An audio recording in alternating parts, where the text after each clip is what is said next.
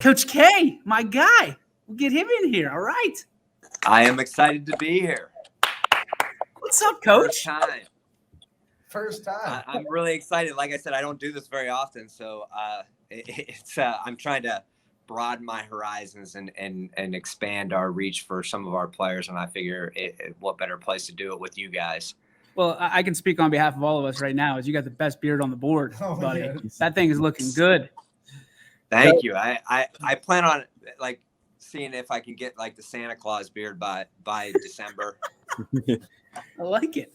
Coach. Obviously, Coach K of Warren JFK, one of the legends here at YSN. Thank you so much for joining us, Ty. I didn't mean to step on your toes. Take us away. No, you're good, Coach. Obviously, we talk about Warren JFK, and everyone looks at that football and that baseball team and what they did going to state. But you guys had a pretty good run last year as well, going all the way to regional finals. And looking at that team, looks like you guys are going to be having a lot of returners, presumably. So looking at your team this year, what do you expect to return and have some big minutes? And who are some younger players that you think might step up and have an impact? Well, we really only return 2 upperclassmen. We have one senior, TJ Harden, who unfortunately against Richmond Heights, he tore his ACL and MCL, and he had surgery on that. So we're expecting he'll be back sometime in December. He's shooting, lifting, following the physical therapy regimen that he has, and he looks good. And then Hayden Waite, he's going to be a junior, 3-year starter for us. The other 2 major ones that played minutes last year, Jaden Rischel as a freshman did start for us.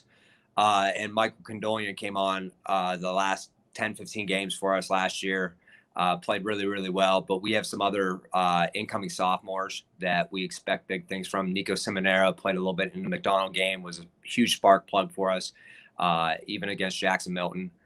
Played great defense. I mean, people see him. He's a little tiny squirt, but he's got a pit bull mentality, so that people are like, oh, go right at him. And then we're like, that's exactly what we wanted, because he's going to eat you up.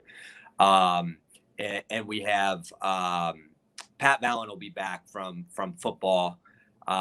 We also have Pat Wagner, Quinn Miola, Nick Ryan. We all young guys. Pat Vallon, obviously, he's a junior, but the rest of them are sophomores and freshmen, and we are going to be a little bit undersized, but nothing that we can't overcome. I think for local games, we'll be all right.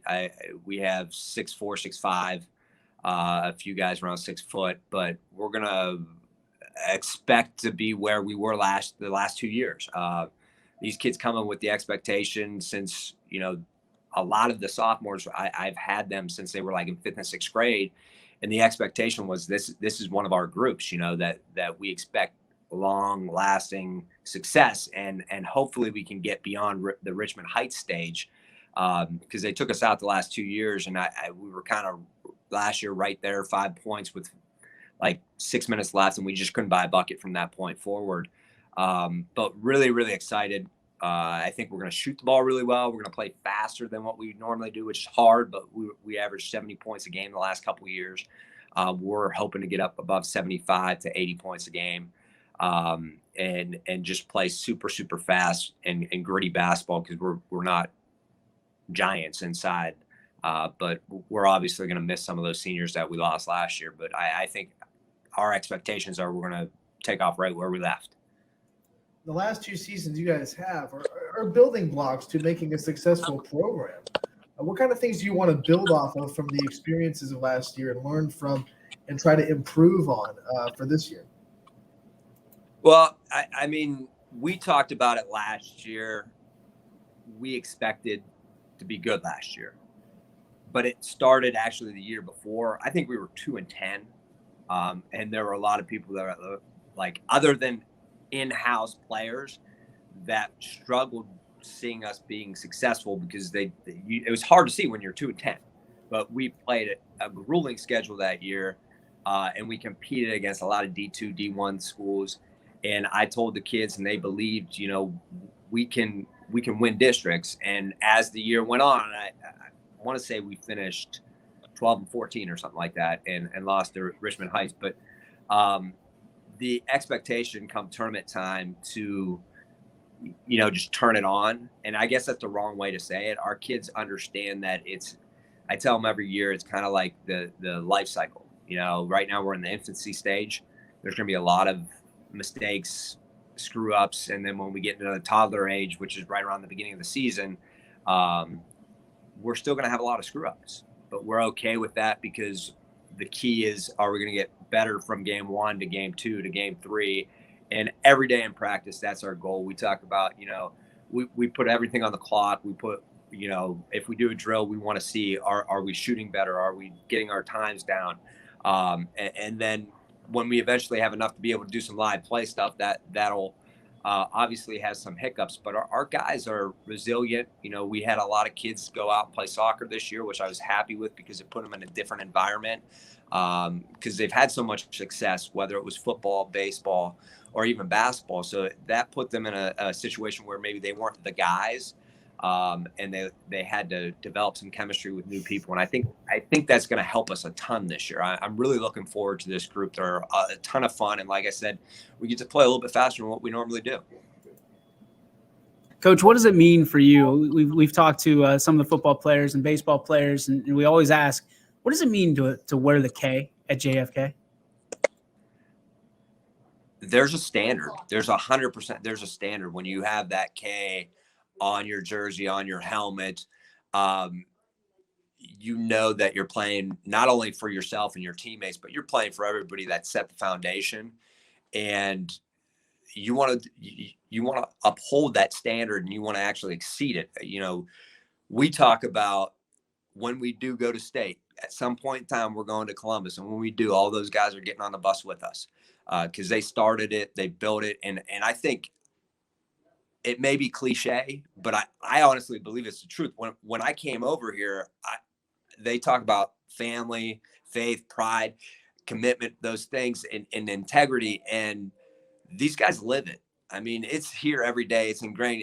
If you don't step up and meet those standards, people are going to let you know. I mean, so the kids have a lot of pressure on them, but they excel in that. And I think that it actually pushes them every day in practice, because they don't want to be the group that, you know, didn't uphold the standard that was set. So it's definitely cliche, but there's something about it. I mean, when you walk into a practice, whatever practice it is, whatever sport, you can see that these kids expect to be great, and you can't ask for anything more, whether even in the classroom. I mean, our kids are battling each other in the classroom to see who ends up with the highest GPA. And like, what more can you ask for?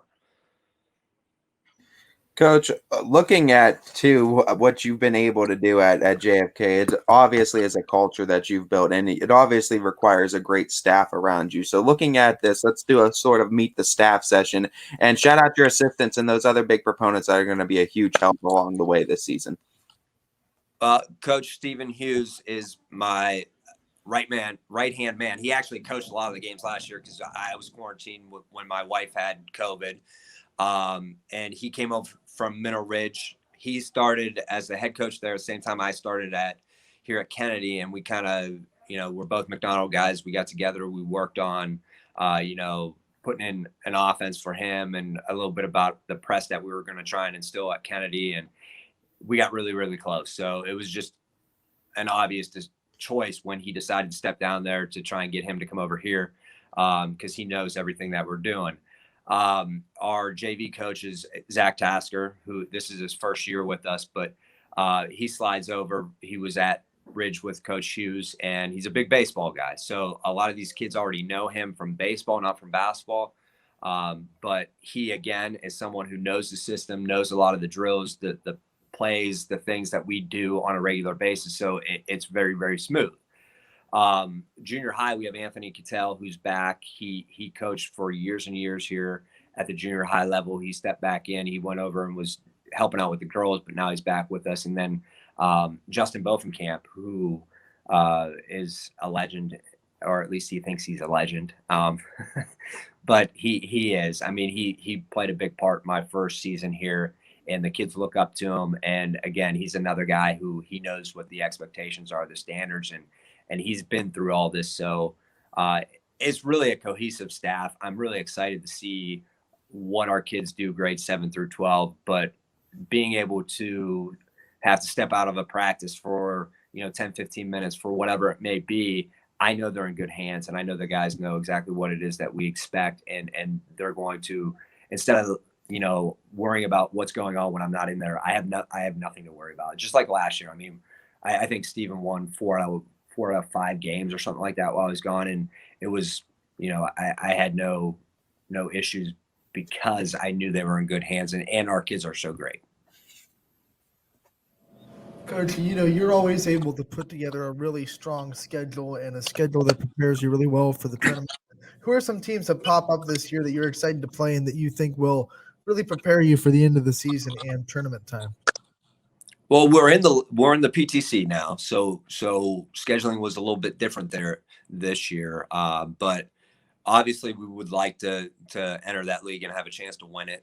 Mogador, Southeast, Rootstown, Lake Center Christian's in there, St. Thomas Aquinas, all decent programs with decent histories, and they're going to play hard. But on top of that, we do have Cleveland Central, we have Canton Central, we have Ursuline, Howland, which is a big game. So we've always tried to get more D2, D3 programs, and usually the last 5 years our schedule was predominantly D2 programs. We didn't get Mooney in this year, and I don't think we got East or Harding this year, but we're still looking. I think after this year with getting acclimated with the league, we'll be able to get a better feel for scheduling some of those bigger schools. But I think our schedule is very well rounded this year. I think we have some local teams, we have some travel teams. Like Cleveland Central is going to be, like, for me, that's one of our key games. Where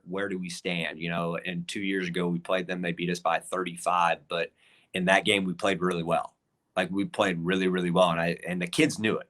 It was a back-to-back night. We had played Ursuline, then we played Cleveland Central the next day, and it was a close game at halftime. And then we just didn't have legs to go against them. But and I think we finished the season. Gilmore Academy's in there. They're another good one. They're always well coached. Division II, I think their Division II program do a really, really good job. And last year they won their district title and kind of came out of the blue because they have the same type of standards. They expect to win when the tournament comes, and they play up all season long. And if the coach can get it clicking and the players click, those are the type of teams you want to play. They have high standards.